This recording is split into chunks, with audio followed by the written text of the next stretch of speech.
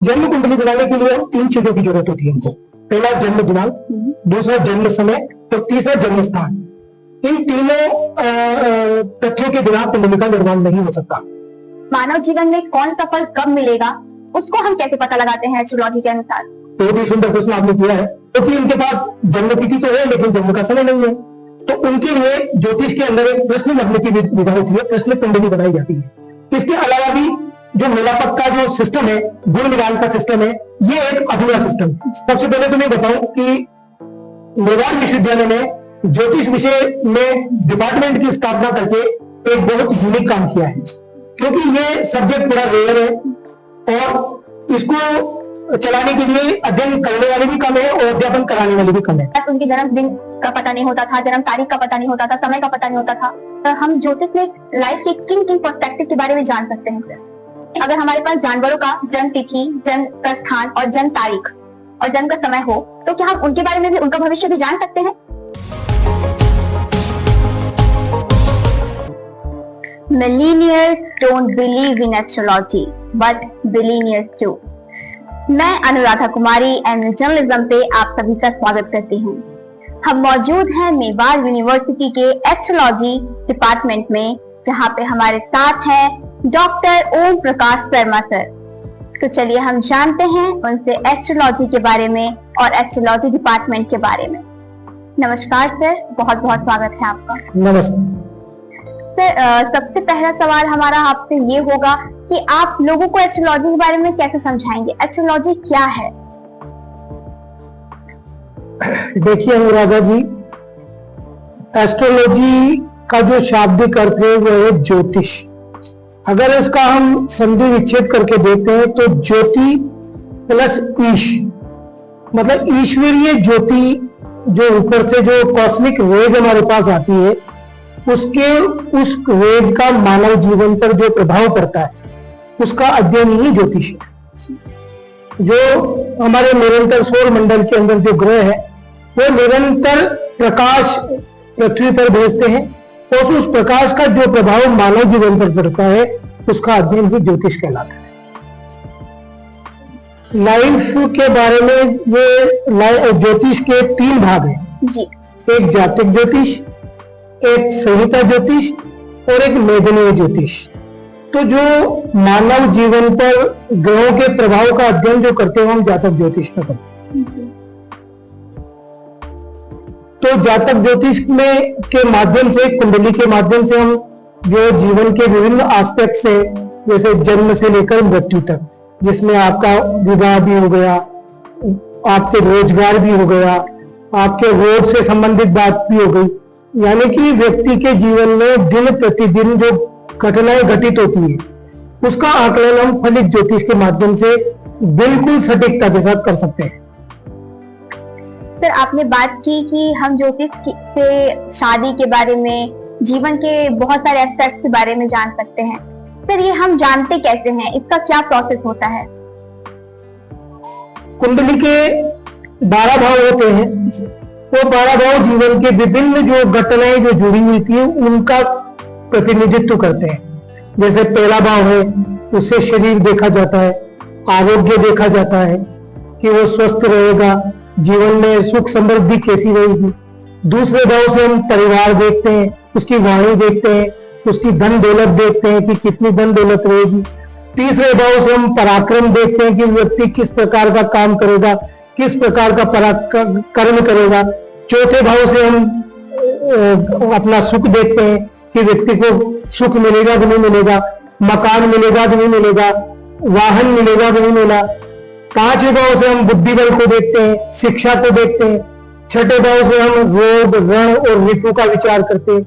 सप्तम भाव से हम जीवन साथी के बारे में विचार करते हैं। इस प्रकार से एक पहले भाव से लेकर और 12वें भाव तक जो है जीवन के जो विभिन्न जो आयाम है, जो पक्ष हैं, उन पक्षों का कारकत्व वहां निर्धारित है और उनके आधार पर हम जैसा प्रश्न होता है उस भाव का हम विचार करते हैं।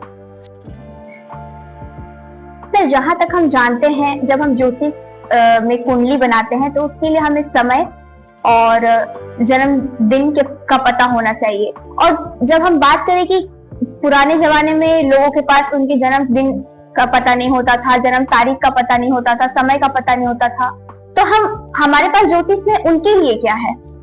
जी, बहुत अच्छा प्रश्न किया है आपने। जन्म कुंडली बनाने के लिए हम 3 चीजों की जरूरत होती है हमको। पहला जन्म दिनांक, दूसरा जन्म समय और तीसरा जन्म स्थान। इन तीनों तथ्यों के बिना कुंडली का निर्माण नहीं हो सकता। जिसके पास ये तीनों चीजें हैं उसकी कुंडली देख करके हम उसके प्रश्न का जवाब देते हैं।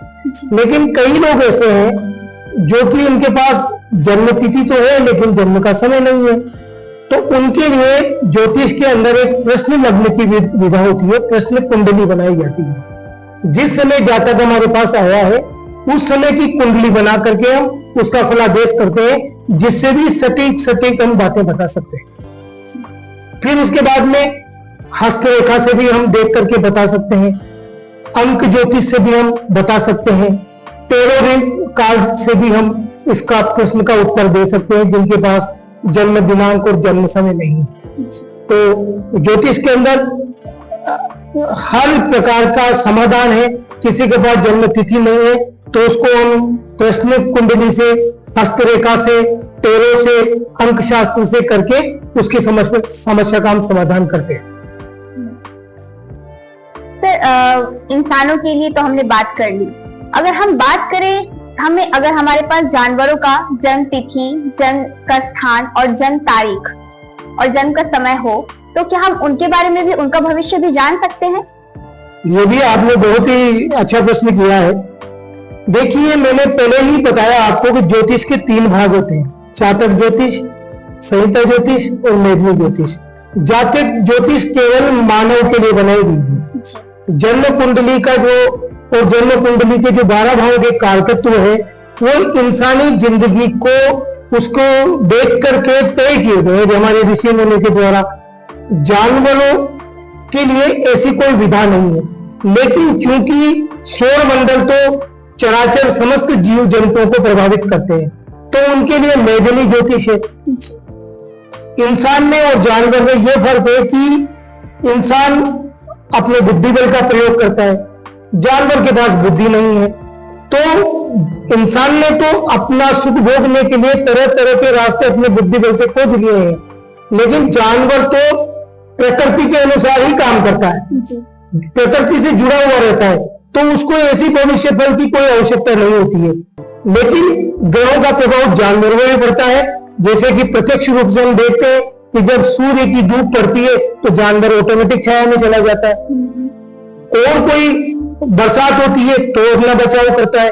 तो ग्रहों का प्रभाव तो मानव और जानवरों पर सब पर बराबर पड़ता है, लेकिन मानव के लिए जातक ज्योतिष बनाई गई है हमारे ऋषि मुनियों ने, लेकिन जानवरों पर प्रभाव देखने के लिए हम मेदिनी ज्योतिष या संहिता ज्योतिष का उपयोग करते हैं। और सर, इन तीनों में फर्क क्या है, क्या अंतर है तीनों में? तीनों में यह अंतर है कि ग्रह तो वही है जी, लेकिन जो जातक ज्योतिष है उसमें केवल मानव जीवन पर क्या प्रभाव ग्रहों का पड़ रहा है उसका अध्ययन करते हैं। लेकिन मेदिनी ज्योतिष में समस्त जो प्रकृति है उसमें क्या बदलाव होने वाले हैं, कब बरसात होगी, कब तेज धूप पड़ेगी, कब महामारी आएगी, कब तूफान आएगा, कब भूकंप आएगा, कब जानवरों की मौत होगी, ये सारी चीजें हम संहिता और मेदिनी ज्योतिष से देखते हैं। तो ये अंतर है कि जातक ज्योतिष केवल मानव जीवन को देखने के लिए होती है और मेदिनी और संहिता ज्योतिष में चराचर प्रकृति के जीव जंतु और समस्त जो घटक है प्रकृति के, उनके बारे में विचार किया जाता है। सर, अब हम बात करना चाहेंगे कि जो स्थान, जो दिनांक और जो समय एक व्यक्ति का होता है, अगर वही सेम चीज दूसरे व्यक्ति का हो तो क्या दोनों को सेम फल मिलेंगे? नहीं, इसमें काफी विरोधाभास है और ये एक मिथक है कि सारी जन्म कुंडलियां एक जैसी या किसी 2 व्यक्ति की कुंडली एक जैसी हो सकती है, कदापि नहीं हो सकती। हमें केवल 12 खाने देखने से प्रथम दृष्टया एक जैसी नजर आ सकती है कि इस भाव में ये ग्रह बैठा है, इस भाव में इस ग्रह बैठा है। लेकिन आप सोचिए कि जब किसी इंसान का जन्म होता है, किसी माँ को जुड़वा बच्चे होते हैं, तो पहला बच्चा एक बार में निकलता है और दूसरा बच्चा कुछ अंतराल के बाद निकलता है। तो जब हम ये देखते हैं कि 4 मिनट में कुंडली का चक्र प्रभावित होता है, लेकिन 4 मिनट के अंदर अंदर जो बालक पैदा होते हैं उनकी कुंडली के जो 12 भाव है एक समान नजर आते हैं। लेकिन इस गुत्थी को सुलझाने के लिए हम उसके डीप में जाते हैं, उसकी वर्ग कुंडलियों को देखते हैं, और जो अंतिम कुंडली होती है D60 षष्ठ्यांश कुंडली, वो बिल्कुल डिफरेंट होती है और फिर उसके आधार पर फल किया जाता है। कभी भी 2 आदमियों की एक जैसी कुंडली नहीं हो सकती। सर, जब हम बात करें जन्म के तारीख की, जन्म के समय की और जन्म के स्थान की, अगर वो 2 लोगों का बिल्कुल सेम होता है तो क्या उनको भविष्य में फल भी बिल्कुल सेम मिलेंगे? जी, ऐसा बिल्कुल नहीं होता है। ये केवल एक मिथक है कि 2 आदमियों की एक जैसी कुंडली होगी। प्रथम दृष्टया जब हम पहले पन्ने को कुंडली के उठाकर देखते हैं तो हमें ऐसा लगता है कि दोनों की कुंडली समान है, लेकिन ऐसा कभी भी नहीं होता, क्योंकि जब भी किसी एक मां के जुड़वा बच्चे जब जन्म लेते हैं तो दोनों बच्चों के जन्म में कुछ न कुछ अंतराल जरूर होता है, चाहे वो 1 मिनट का हो, 2 मिनट का हो, 3 मिनट का अंतराल हो। जन्म कुंडली 4 मिनट के अंतराल में बदलती है। अगर इस दौरान 4 मिनट के पहले ही बच्चे ने जन्म ले लिया तो उनकी कुंडलियां एक जैसी हमको नजर जरूर आएगी, लेकिन जब हम उसको डीपली देखते हैं, उसकी वर्ग कुंडलियों को देखते हैं, तो वहां पर बिल्कुल अलग आपको दृश्य नजर आएगा, जिसमें खास तौर से हम जब D60 यानी कि लग्न का 60वें भाव की जब कुंडली देखते हैं, जिसको हम षष्ठ्यांश कुंडली बोलते हैं, तो वो बिल्कुल डिफरेंट नजर आती है। चाहे वो एक साथ जुड़वा बच्चे हो तो उसके आधार पर हम उन दोनों का फल करते हैं और दोनों का फल अलग अलग आता है। आपने व्यवहार में भी देखा होगा कि जो जुड़वा बच्चे होते हैं उन दोनों की आदतें, उनकी शक्ल सूरत, उनकी लंबाई, आदतें वगैरह सब डिफरेंट होती है। तो ये केवल एक मिथक मात्र है कि 2 आदमियों की एक कुंडली हो सकती है। हर कुंडली अपने आप में यूनिक होती है और हर आदमी की कुंडली बिल्कुल अलग होती है। सर, मानव जीवन में कौन सा फल कब मिलेगा उसको हम कैसे पता लगाते हैं एस्ट्रोलॉजी के अनुसार? बहुत ही सुंदर प्रश्न आपने किया है। जन्म कुंडली जब हम निर्माण करते हैं तो उसमें समय साधन के लिए दशाओं का उपयोग करते हैं। जिस समय जिस ग्रह की दशा चल रही हो उसके अनुसार फल किए जाते हैं। जैसे कि आपको किसी व्यक्ति के विवाह के बारे में पता लगाना है, किस व्यक्ति का विवाह कब होगा, तो हम दशा देखेंगे कि क्या विवाह से संबंधित ग्रह की दशा चल रही है। अगर चल रही है तो उस समय पर उसका विवाह हम बताते हैं। अगर विवाह का समय नहीं चल रहा है तो कब वो ग्रह की दशा आएगी ये हम बताते हैं कि आपका विवाह इस समय होगा। और उसी समय जो गोचर ग्रह अपना गोचर करते हैं उससे भी उसकी पुष्टि होती है कि हाँ इस समय इस जातक का विवाह होगा, कि हाँ इस जातक को संतान की उत्पत्ति होगी। इस प्रकार से दशा और गोचर के माध्यम से हम समय का साधन करते हैं कि किस समय कौन सी घटना किस व्यक्ति के जीवन में घटित होगी। सर, जब हम कुंडली देखते हैं तो क्या हम केवल ग्रहों को देखते हैं?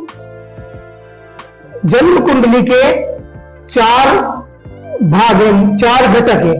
पहला है ग्रह, दूसरा है राशि, तीसरा है भाव और चौथा है नक्षत्र। इन चारों का कॉम्बिनेशन मिलाकर के कोई बात कही जाती है। किसी एक ग्रह से या किसी एक राशि से, भाव से, नक्षत्र से अलग अलग कुछ भी कहना संभव नहीं है। भाव, राशि, ग्रह और नक्षत्र इन चारों का जो समीकरण बनता है उसके आधार पर फलित किया जाता है। अब मेरा अगला सवाल होगा उन युवाओं के लिए जो शादी के बारे में सोच रहे हैं और जो शादी करने वाले हैं। तो जब हम कुंडली मिलान करते हैं शादी के वक्त तो हम इसमें कौन कौन से गुण देखते हैं और वो 36 गुण होते कौन कौन से हैं? जी, जब हम विवाह के लिए किसी का लड़के वर वधू के जब कुंडलियों का हम मिलान करते हैं तो उसमें नक्षत्रों के आधार पर व्यक्ति का स्वभाव कैसा होगा, व्यक्ति की आदतें कैसी होगी, व्यक्ति के जो ब्लड है उसकी क्वालिटी कैसी होगी, इस प्रकार से हम अष्टकूट का मिलान करते हैं। 8 प्रकार के कूट होते हैं जिनमें वर्ण होता है, वश्य होता है, नाड़ी होती है, आपके राशि नेत्री होती है। इस प्रकार से 8 कूट होते हैं और उनके नंबर्स दिए हुए होते हैं। उन नंबर्स का टोटल जो है वो 36 आता है। अगर किसी जातक और जातिका की कुंडलियां हम मिलाते हैं तो कम से कम 18 गुणों का मिलान वहां होना चाहिए, तभी हम किसी के लिए विवाह की स्वीकृति देते हैं। यदि 18 से कम गुण मिलान होता है तो विवाह की स्वीकृति नहीं दी जाती है। इसके अलावा भी जो मेलापक का जो सिस्टम है, गुण मिलान का सिस्टम है, ये एक अधूरा सिस्टम है। उसके लिए हम पूर्णतया हमको कुंडली भी देखनी पड़ती है, जिसमें हम भाव का मिलान भी करते हैं, लग्न का मिलान भी करते हैं, ग्रहों का मिलान भी करते हैं और फिर उसके बाद में नक्षत्रों का मिलान करते हैं, जो कि मेलापक के माध्यम से किया जाता है। और इसी के गुण के साथ साथ गुण तो आवश्यक है ही, लेकिन उसके साथ जो मैंने बताया कि ग्रहों का मिलान, राशि का मिलान, ये भी परम आवश्यक। सर, इसी सवाल के साथ मैं एक और सवाल जोड़ना चाहूंगी। अगर हम कलयुग को अभी रहने दें और हम चले त्रेता युग में, जब राम जी और सीता जी की शादी की हम बात करें, उनमें भी कई सारे गुण मिले थे और वो बहुत महान, लोगों ने बोला था कि बहुत अच्छा है, पर उन्हें भी कई कठिनाइयों का सामना करना पड़ा। सर, इसके बारे में आप हमें कैसे समझाएंगे? जी, बहुत अच्छा प्रश्न आपने किया है। भगवान राम की कुंडली और माता सीता की कुंडली का हम अवलोकन करें तो उसके अंदर 5 ग्रह उच्च के थे। भगवान राम की कुंडली में 5 ग्रह उच्च के थे और यही स्थिति माता सीता की कुंडली में भी थी।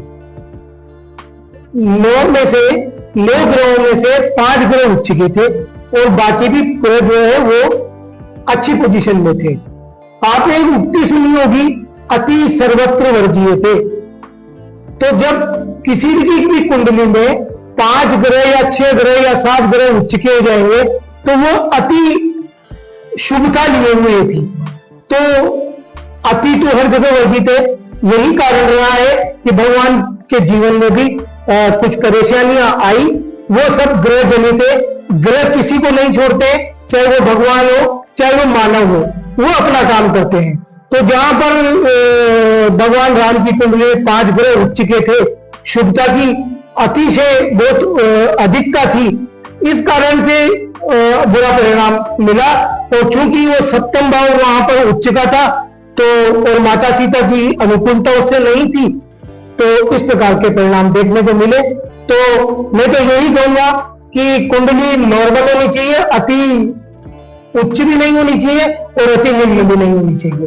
अति उच्चता भी नुकसानदायक होती है, क्योंकि बड़े बूढ़े हमारे कह गए अति सर्वत्र वर्जीय थे। अगर हम जरूरत से ज्यादा भोजन भी करेंगे तो भी एक अपच के रूप में आकर्षण के आकर के और हमको नुकसान करेगा। सर, जब हम मॉडर्न युग की बात करें तो क्या अब भी ये जरूरी है कि हम कुंडली मिलान करें, और अगर ये जरूरी है तो ये क्यों जरूरी है? यदि जातक और जातिका के पास जन्म समय अगर करेक्ट है, एक्चुअल समय उपलब्ध है, तो गुण मिलान जरूर करना चाहिए। क्योंकि इस चराचर जगत पर कॉस्मिक रेज का पूरा असर आता है।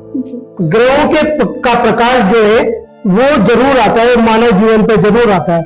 जैसे मैं आपको एक उदाहरण दूं कि ये ग्रह कैसे काम करते हैं।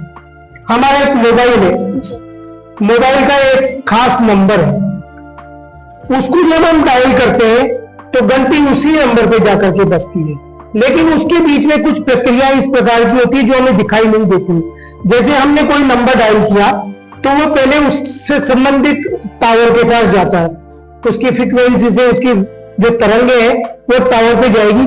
फिर टावर जो है उसकी जो नंबर आपने डायल किया है उस नंबर पर जाकर के घंटी बजेगी। इसी प्रकार से ये जो तरंगों का जो समावेश है, ये जो आवागमन है तरंगों का या प्रकाश का जो आवागमन है, हमको दिखता नहीं है लेकिन वो हमारे पास आ रहा है और उसका फल जो है वो आता है। जैसे मान लो सूर्य के में आप दिन भर खड़े रहोगे तो आपका शरीर गर्म हो जाएगा। मंगल का प्रभाव आपके पास है तो भी आपके शरीर में गर्मी हो जाएगी। चंद्रमा का प्रभाव आपके ऊपर आया तो आपका शरीर ठंडा हो जाएगा। तो इस प्रकार से ग्रहों का प्रकाश जो है वो मानव जीवन को प्रभावित करता है। सर, अब हम जैसे आपने कहा कि ग्रह किसी को नहीं छोड़ते, मैं आपसे ये सवाल पूछना चाहूंगी, कई लोग कहते हैं श्री हरि के नीचे हैं सारे ग्रह, मतलब अगर कुंडली पर कोई मानता है, अगर कुंडली किसी की बुरी होती है, अगर वो श्री हरि के चरणों में चला जाए तो फिर कुंडली उसका कुछ नहीं कर सकता। इस पर क्या आपके राय है? जी देखो, श्री हरि जो है वो परमात्मा है, सबके ऊपर है, ग्रह भी उनके अधीन है, लेकिन उन्होंने एक ऐसी यूनिक व्यवस्था बनाई हुई है कि ग्रहों से वो खुद भी नहीं बच सकते।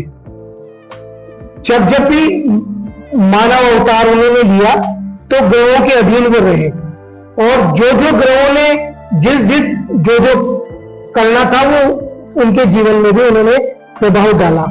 लेकिन मानव जीवन जो है वो मानव जीवन भी केवल ये यात्रा है कि अपने प्रारब्ध से निकल करके और श्री हरि के चरणों में जाना ही इस जीवन यात्रा का उद्देश्य है। हमने जो कर्म किए उनका भुगतान करते हुए हम मोक्ष की प्राप्ति करें, यही हमारा मानव जीवन का उद्देश्य है। तो ग्रहों का प्रभाव चाहे वो मानव हो चाहे भगवान हो, सबके ऊपर पड़ता है। ऐसा कोई जीव जंतु या ईश्वर नहीं है जो ग्रहों से अछूता हो, क्योंकि सौर मंडल के अंदर जो ग्रह जो चलायमान है उनका प्रभाव सबके ऊपर आता है। जी सर। मेरा अगला सवाल ये है कि जब हम बात करें सौरमंडल की, साइंस भी इस पर अध्ययन कर रहा है और ज्योतिष भी इस पर निर्धारित है, और कई बार हम देखते हैं कि जो साइंस है कई बार सवाल उठाता है ज्योतिष से। इस पर आपका क्या राय है? जी, बड़ा अच्छा क्वेश्चन है। ज्योतिष भी पूर्णतया विज्ञान है और गणित पर आधारित है।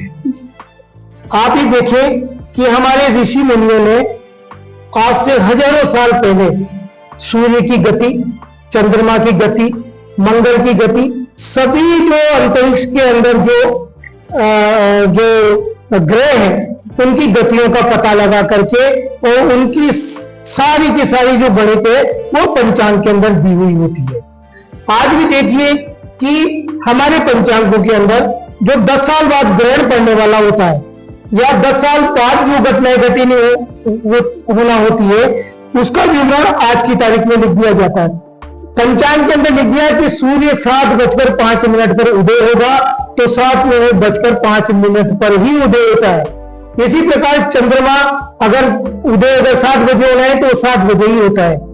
इसको ज्योतिष ने कई जगह पर प्रमाणित किया है, और आज जो अंतरिक्ष के अंदर जो शटल यान जा रहे हैं, जो अंतरिक्ष के यान जा रहे हैं, वो भी पूर्णतया हमारी वैदिक गणित पर ही आधारित होकर के नासा ने उसी का आधार लेते हुए इनका निर्माण किया है, और उसी को पूरा देश मान करके नासा जो है वो अंतरिक्ष का कार्यक्रम करती है।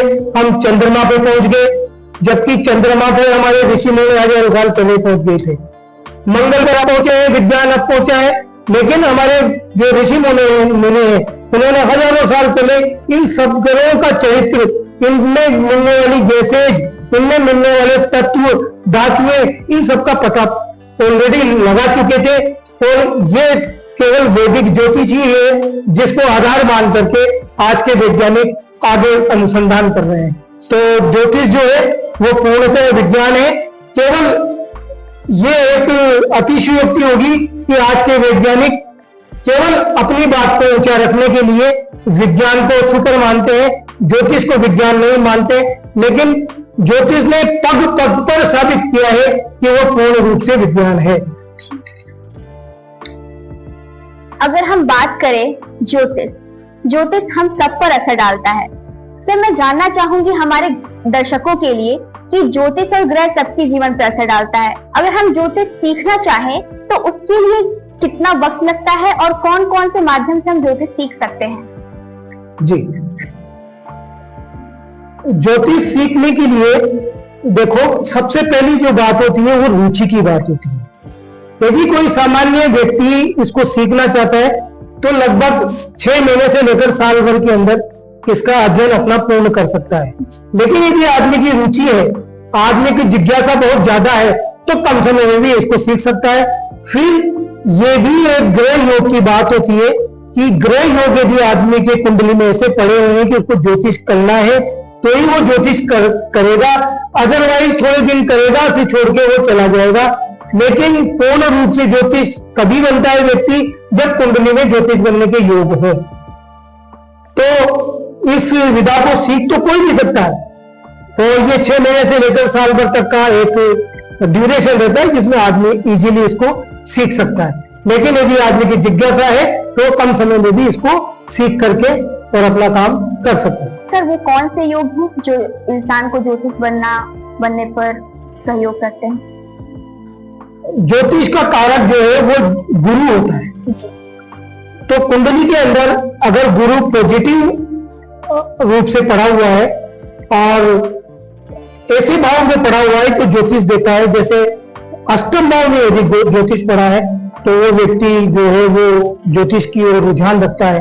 राहु पड़ा है तो वो ज्योतिष की ओर, ऑकल्ट साइंस की ओर रुझान रखेगा। तो गुरु एक महत्वपूर्ण कड़ी है इसके अंदर। गुरु जिसका पावरफुल है वो ज्योतिष के क्षेत्र में सक्सेस होने में उसको देर नहीं लगती है। सर मैं अपने व्यूअर्स की तरफ से आपसे एक पूछना चाहूंगी कि मेवाड़ विश्वविद्यालय में एस्ट्रोलॉजी डिपार्टमेंट एक विश्वविद्यालय स्तर पर है, जबकि हम सुनते थे कि गुरुकुल में ये सारी शिक्षाएं दी जाती थी और अब तो वो भी बंद हो चुका है। तो आप इसके बारे में क्या बताएंगे? जी देखिए, सबसे पहले तो मैं बताऊं कि मेवाड़ विश्वविद्यालय में ज्योतिष विषय में डिपार्टमेंट की स्थापना करके एक बहुत यूनिक काम किया है, क्योंकि ये सब्जेक्ट बड़ा रेयर है और इसको चलाने के लिए अध्ययन करने वाले भी कम है और अध्यापन कराने वाले भी कम है। और इसका महत्व विश्वविद्यालय लेवल पर इस सब्जेक्ट को चलाने का महत्व इसलिए भी है क्योंकि ज्योतिष के जो सूत्र हैं वो हजारों हजार साल पहले लिखे गए थे। आज की तारीख में उन परिस्थितियों में और आज की परिस्थितियों में रात दिन का अंतर आ गया है। सामाजिक ताना बाना, लोगों की आदतें, लोगों का रहन सहन, साधन साध्य सब बदल गए हैं। तो ज्योतिष के जो मूल सूत्र हैं उनको आज की परिस्थितियों में रिसर्च करके, शोध करके नए रूप में रूपांतरित करके लाना एक बहुत बड़ी चुनौती है। तो जो शोध का कार्य है वो विश्वविद्यालय लेवल पर ही हो सकता है। तो ये एक बहुत अच्छी बात मेवाड़ विश्वविद्यालय ने की है कि इस विश्वविद्यालय में ज्योतिष डिपार्टमेंट की स्थापना की गई है, जो कि ग्रेजुएशन, पोस्ट ग्रेजुएशन जैसे सब्जेक्ट, जैसे कोर्स यहाँ चलाती है। और ये सारे जो कोर्सेज हैं वो रिसर्च बेस्ड है, सब में रिसर्च कराई जाती है, शोध कराया जाता है और उसके उपरांत उनकी डिग्री पूर्ण होती है। तो आने वाले समय में जो यहाँ के जो शोध है, जो शोधार्थी है, वो अपना नाम पूरे देश में करेंगे और ये जो शोध के जो प्रतिपादित सूत्र हैं ये समाज के लिए लाभान्वित, समाज के लिए लाभकारी सिद्ध होंगे आगे जाकर के, ऐसा मेरा मानना है।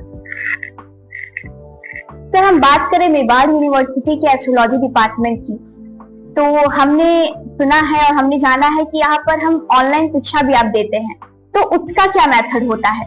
मेवाड़ विश्वविद्यालय में जो बीए की और एमए की जो कक्षाएं अध्ययन के लिए आयोजित की जाती है वो ऑनलाइन मोड पे की जाती है। जैसा कि हम जानते हैं कि आज के युग में लोगों के पास समय की बहुत कमी है, रोजगार के साधन भी करना पड़ता है, व्यक्ति को समय कम मिलता है। तो हमने उन लोगों के लिए जो कामकाजी लोग हैं, जो किसी न किसी प्रोफेशन में है या स्वयं ज्योतिषी भी है, तो उनको हमने ऑनलाइन मोड पर क्लासेस देते हैं, जिसमें हम जो हमारे जूम जैसे सॉफ्टवेयर है और गूगल जैसे जो सॉफ्टवेयर है उनके माध्यम से, हम पीपीटी के माध्यम से उनको ऑनलाइन क्लासेस देते हैं ताकि वो घर बैठे इस विषय का अध्ययन कर पाते हैं और काफी सुगमता के साथ वो अपना समय प्रतिदिन निकाल पाते हैं। यहाँ आकर के किसी के लिए भी साल भर, 2 साल 3 साल रह करके अध्ययन करना आज की दृष्टि से समय साध्य नहीं है, तो इससे काफी लोगों को बेनिफिट हुआ है ऑनलाइन कोर्सेज देने से। अपने घर बैठे वो अपना आराम से रूबरू करके और क्लासेस लेते हैं, और काफी लोगों ने ये करके वो अपना जो है स्वरोजगार आज वो कर रहे हैं। तो ये एक सफल मेथड है अध्ययन का। सर, आपने बताया कि विश्वविद्यालय स्तर पे जो पढ़ाई की जाती है एस्ट्रोलॉजी की, वो शोध पे निर्धारित होती है, शोध करते हैं हम। सर, एस्ट्रोलॉजी में शोध कैसे की जाती है और इसका क्या माध्यम होता है? शोध के लिए दो चीजों की आवश्यकता होती है। हम डाटाबेस रिसर्च करवाते हैं। हम किसी भी विषय, जैसे किसी को विवाह समय का निर्धारण या संतान समय का निर्धारण कि विवाह कब होगा, संतान कब होगी, तो उसके लिए विवाह के लिए हम जो विवाहित जोड़े हैं, जो कपल है, दाम्पत्य जीवन जो जी रहे, उनकी कुंडलियों को लेते हैं डाटा के रूप में। और जो हमारा साहित्य है, प्राचीन साहित्य है, उसके अंदर से जो समय, विवाह का समय आकलित करने के लिए जो सूत्र दिए हुए हैं, उन सूत्रों को उन कुंडलियों पर अप्लाई करते हैं और उनके आधार पर निष्कर्ष निकाल करके और शोध प्रस्तुत करते हैं। सर, आपने भी पीएचडी की है, मैं जानना चाहूंगी आपके शोध के बारे में। जी, मैंने मेरी जो पीएचडी थी वर्ष 2021 में पूर्ण हुई थी, और मेरा जो शोध का विषय था वो था सरकारी नौकरी के योगों का अध्ययन। जी।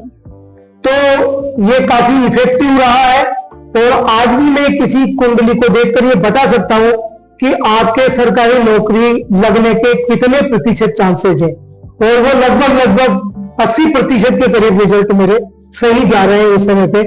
और मैंने लगभग 1200 कुंडलियों पर ये शोध किया था, कंप्लीट किया था शोध। और सर, इस शोध में आप, जब हम कुंडली देखते हैं आप, तो उसमें आप क्या क्या देखते हैं? उसमें कुंडली के अंदर हमें देखते हैं जिस भाव से संबंधित प्रश्न है उसके बलाबल को देखते हैं, उसके स्वामी ग्रह को देखते हैं, उसका जो कारक ग्रह होता है उसको देखते हैं, और साथ में देश काल और परिस्थिति देखते हैं कि कोई व्यक्ति हमारे पास विवाह के लिए आया है, उसकी सामाजिक परिस्थिति कैसी है। कुछ जातियां या कुछ प्रदेश प्रदेश इस प्रकार के हैं जहां पर बहुत अर्ली मैरिज होती है, तो हम उस परिस्थिति को भी ध्यान रखते हैं। कुछ प्रदेश या कुछ इलाके इस प्रकार हैं जहां शादी का मेथड ही कोई दूसरा है, तो हम जिस इलाके के अंदर कुंडली देख रहे हैं उनकी देश काल परिस्थितियों को ध्यान में रखते हुए जो प्राचीन साहित्यों में जो सूत्र दिए हैं उनको कुंडली पे लगा करके उसका फलादेश किया। सर, अब मेरा आखिरी सवाल होगा उन लोगों के लिए जो एस्ट्रोलॉजी नहीं मानते और जो इस पर विश्वास नहीं करते, उनके लिए आप क्या कहना चाहेंगे? मैं तो यही कहूंगा उनके लिए कि उनको पहले किसी योग्य ज्योतिष के पास जाकर के और इसकी सत्यता को परखना चाहिए। अपने खुद की कुंडली को ले जाएं और किसी योग्य ज्योतिष को जाकर के कुछ प्रश्न करें। यदि उन प्रश्नों का समाधान उनको मिलता है तो ज्योतिष सही है। और मैं यहाँ एक बात और भी कहना चाहता हूँ कि ज्योतिष करने वाला गलत हो सकता है। यदि किसी ज्योतिषी ने गलत फलादेश किया है तो ज्योतिषी गलत हो सकता है, लेकिन ज्योतिष विषय गलत नहीं है। सवाल इस बात का है कि उस ज्योतिषी को जानकारी कितनी है। आजकल मार्केट के अंदर, बाजार में कम ज्ञान के लोग भी इस काम को करने लगे हैं, जो बहुत ही गलत है। ये विश्वविद्यालय स्तर पर अध्ययन का स्कोप है। आदमी को पूरा, किसी भी जातक को पूरा अध्ययन करना चाहिए, उसके बाद भी कोई फलादेश की बात करना चाहिए। ज्योतिष में कोई कमी नहीं है, ज्योतिष विषय पूर्ण है, पूर्णतः विज्ञान है। यद्यपि इसको करने वाले लोगों में कमी हो सकती है और उसी के कारण फलादेश में गलती होती है। अदरवाइज ज्योतिष के अंदर कोई भी त्रुटि मुझे आज तक नहीं। बहुत बहुत धन्यवाद सर। मैं अनुराधा कुमारी आप सभी से इजाजत लेती हूँ। मिलते हैं अगले वीडियो में, तब तक के लिए अपना ध्यान रखें, खुश रहें, खुश रखें, अपने परिवार को खुश रखें, स्वस्थ रखें। धन्यवाद। आपका भी बहुत बहुत धन्यवाद, आभार। जय भारत, जय ज्योतिष।